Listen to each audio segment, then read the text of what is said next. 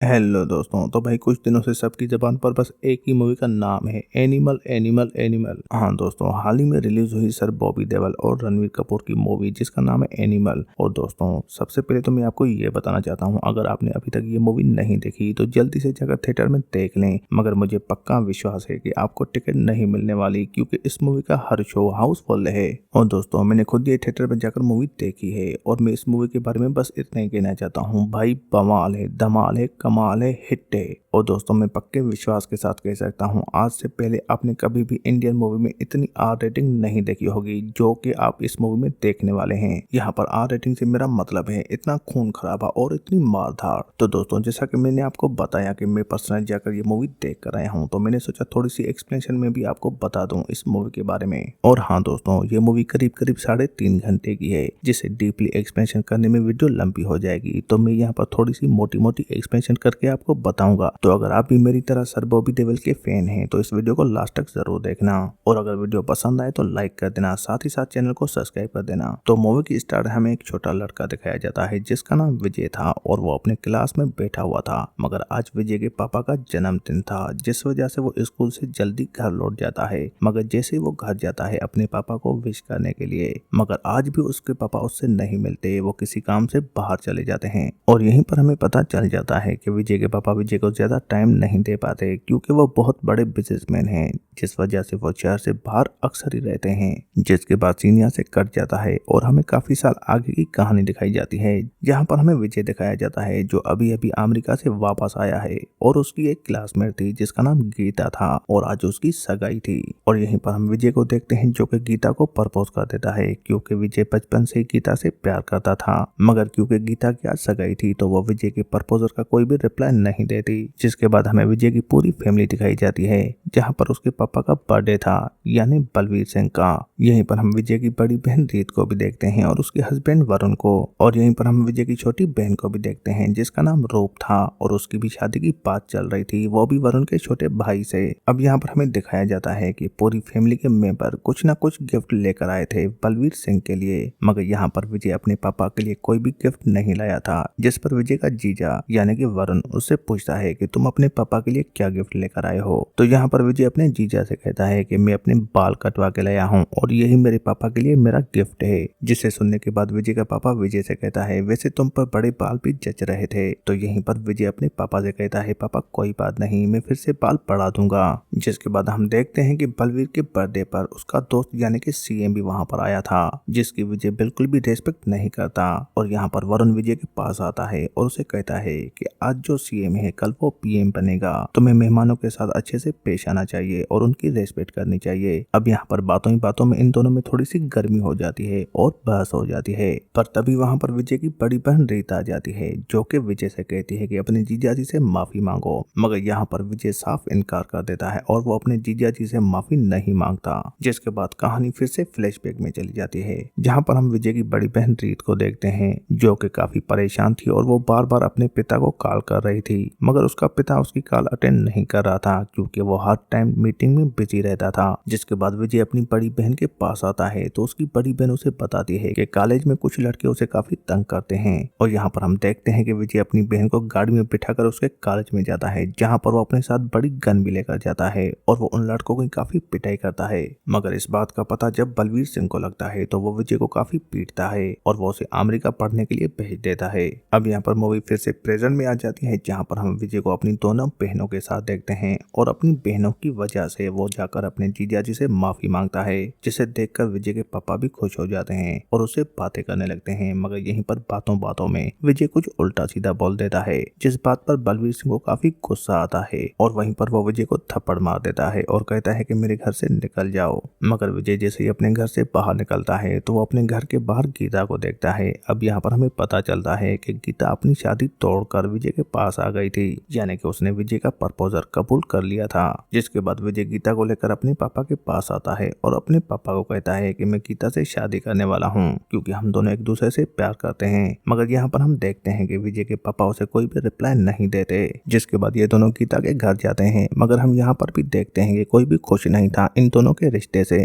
फिर विजय वहाँ से गीता को अपने साथ लेकर जाता है और जाकर शादी कर लेता है और अमेरिका में सेटल हो जाता है। फिर कहानियां से 8 साल आगे चली जाती जाती है और हम विजय को देखते हैं जो कि अमेरिका से वापस आता है, वो भी किसी को मारने के लिए। जिसके बाद ये सीधा अपनी गैंग को लेकर एक होटल में जाता है जहाँ पर मीटिंग हो रही थी। जिसके बाद विजय के बंदे वहाँ पर सबको गन पॉइंट पर ले लेते हैं और सबको अपनी आंखें बंद करने के लिए कहते हैं। और हम यहाँ पर देखते हैं कि विजय किसी और को नहीं बल्कि अपने जीजा जी को मारता है। अब यहाँ पर हमें दिखाया जाता है कि विजय ने आखिर अपने जीजा जी को क्यों मारा, तो इसलिए कहानी थोड़ी सी पीछे चली जाती है जहाँ पर हमें बलवीर सिंह दिखाया जाता है जिस पर कोई हमला कर देता है और उसे गोली मार देता है। अब यहाँ पर बलवीर सिंह काफी जख्मी हो जाता है मगर उसकी जान बच जाती है। मगर जैसे इस बात का पता विजय को चलता है तो वो अपनी फैमिली को लेकर अमेरिका से वापस इंडिया आ जाता है जहाँ पर वो सीधा हॉस्पिटल में जाता है अपने पापा से मिलने। मगर यहाँ पर हम देखते हैं कि उसका जीजा यानी वरुण उसे मिलने नहीं देता। जिसके कुछ ही दिनों के बाद हम देखते हैं कि बलवीर सिंह वापस अपने घर पे आ जाता है और अभी उसकी हालत पहले से काफी बेहतर थी।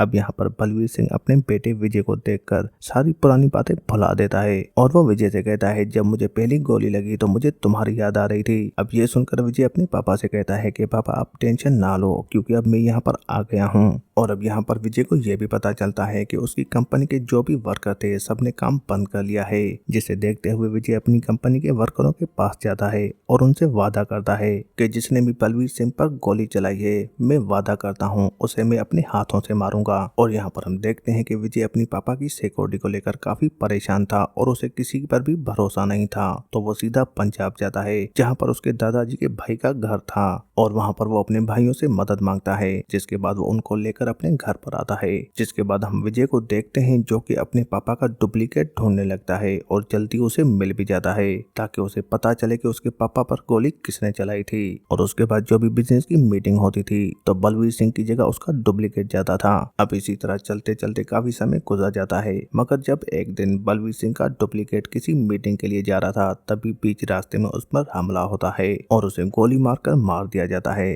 जिसके तुरंत ही बाद न्यूज में भी आ जाता है कि बलवीर सिंह की किसी ने गोली मारकर हत्या कर दी है मगर असल बलवीर सिंह तो जिंदा था। और जैसे ये बात वरुण को पता चलती है तो वो किसी बंदे को कॉल करता है और यहाँ पर हम देखते हैं कि वो बंदा कोई और नहीं वही था जिसने बलवीर सिंह के डुप्लीकेट पर हमला किया था और उसे गोली मारकर मार दिया था। और इधर हम विजय को देखते हैं जो इन दोनों की बातें सुन लेता है और उसे पता चल जाता है कि बलवीर सिंह को मारने वाला कोई और नहीं बल्कि मेरा ही जीजा है जो कि उसकी कंपनी को हड़पना चाहता था। जिसके बाद हम विजय को एक होटल में देखते हैं जहाँ पर उसे मारने के लिए कुछ बंदे आते हैं या फिर ये कहें कि 200 बंदे आते हैं और यहाँ पर विजय अकेले ही कुहाड़ी से 200 बंदों को मार देता है। और मूवी का ये सीन काफी कमाल का है मगर तभी वहाँ पर वो बंदा भी आ जाता है जिसने बलवीर सिंह के डुप्लीकेट को मारा था और उसके साथ भी काफी बंदे थे। तो यहाँ पर हम विजय को देखते हैं जो कि एक बड़ी सी मशीन गन लेकर सबको भून डालता है पर यहीं पर विजय को भी काफी गोलियां लग जाती हैं जिस वजह से वो 15 दिन के लिए कोमा में चला जाता है। मगर 15 दिनों के बाद जब विजय होश में आता है तो उसकी हालत काफी खराब थी और उसका हार्ट भी ठीक से काम नहीं कर रहा था जिस वजह से उसकी मौत भी हो सकती थी। पर तभी विजय की किस्मत साथ दे देती है और उसे एक डोनर मिल जाता है जो कि उसे अपना हार्ट देता है। जिसके बाद विजय की हार्ट सर्जरी भी हो जाती है मगर फिर भी उसके बचने की चांस काफी कम थी। जिसके बाद सारा परिवार विजय की लंबी उम्र के लिए प्रार्थना करने लगता है। और वहाँ दूसरी तरफ हम इस मूवी के मेन विलन को देखते हैं यानी कि सर बॉबी देओल को जिसका नाम इब्रार है। और आज इब्रार की तीसरी शादी है और यहीं पर हमें ये भी पता चलता है कि इब्रार बोल नहीं सकता मगर उसे ठीक से सुनाई देता है। और तभी वहाँ पर उसके पास एक बंदा आता है जो कि इब्रार से कहता है कि इंडिया में आपके भाई को किसी ने मार दिया है। और यहाँ पर हमें पता चलता है कि इब्रार का भाई कोई और नहीं बल्कि वही बंदा था जिसे विजय ने मारा था। अब ये बात सुनकर इब्रार उस बंदे को वहीं पर मार देता है जिसने उसे ये खबर सुनाई थी और वहीं पर खून में लथपथ सबके सामने अपनी सुहागरात मनाता है। अब इससे अंदाजा लग जाता है कि ये कितना डेंजरस बंदा है। और अब इब्रार और विजय दोनों ही एनिमल आपस में टकराने वाले थे। जिसके बाद यहाँ पर हम विजय को देखते हैं जिससे मिलने एक लड़की आती है जिसका नाम जोया था और वो विजय से कहती है कि तुम्हें जिस डोनर ने अपना हार्ट दिया था वो मेरा मंगेतर था। अब ये सुनकर विजय जोया को अपने घर में कुछ दिन के लिए रहने देता है मगर कुछ ही दिनों के बाद हम देखते हैं कि विजय और जोया की नजदीकियां बढ़ रही थी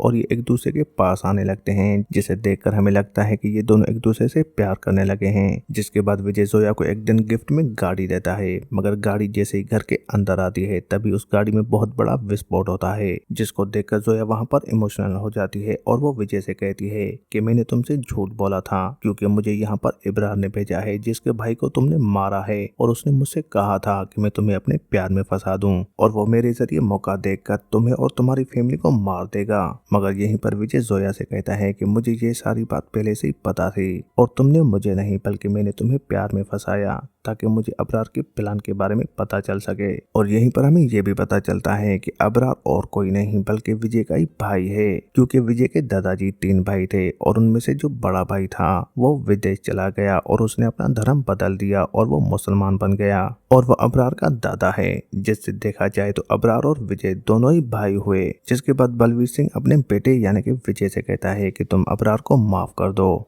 मगर यहीं पर विजय अपने पापा से कहता है कि मैं ऐसा नहीं कर सकता, क्योंकि जब तक अबरार जिंदा है तब तक आपकी जिंदगी को भी खतरा है और मैं उसे मार कर ही दम लूंगा। फिर रात को करवा चौथ के दिन हम गीता को देखते हैं जो कि विजय के सामने थी। तभी यहाँ पर विजय गीता से कहता है कि वो जोया के साथ सोया था, जिसे सुनकर गीता को काफी गुस्सा आता है और वहाँ पर वो चिल्लाने लगती है। तभी यहाँ पर विजय गीता से कहता है कि ये सब मैंने अपने पापा की जान बचाने के लिए किया। तो यहाँ पर गीता विजय के पापा को भला बुरा कहने लगती है, जिसे सुनने के बाद विजय गीता का गला पकड़ लेता है और उस पर गन तान देता है। अब इससे हमें पता चलता है कि विजय अपने पापा से कितना प्यार करता है और चाहे वो कोई भी हो जो भी उसके पापा के खिलाफ जाएगा वो उसे नहीं छोड़ेगा।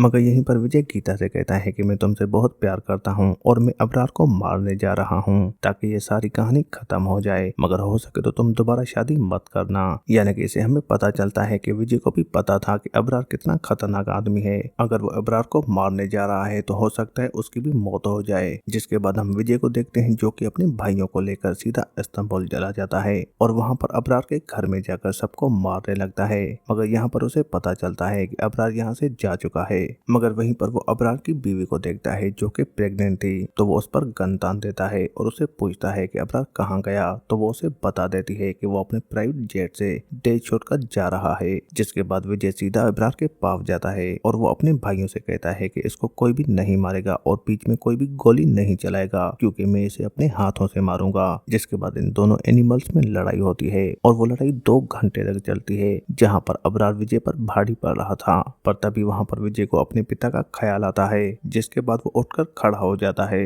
और वो अबरार को बड़ी ही बेदर्दी से मार डालता है। और उसके बाद विजय सीधा अपने पिता के पास आता है और उसे बताता है कि मैंने अबरार को मार डाला। फिर मूवी के लास्ट सीन में हम बाप और बेटे को साथ में देखते हैं, जहाँ पर काफी इमोशनल सीन था और बाप बेटे के प्यार के साथ ही यहाँ पर ये मूवी एंड हो जाती है। दोस्तों अगर आपको वीडियो अच्छी लगे तो लाइक कर देना, साथ ही साथ चैनल को सब्सक्राइब कर देना। तो मिलते हैं अगली वीडियो में, तब तक के लिए बाय।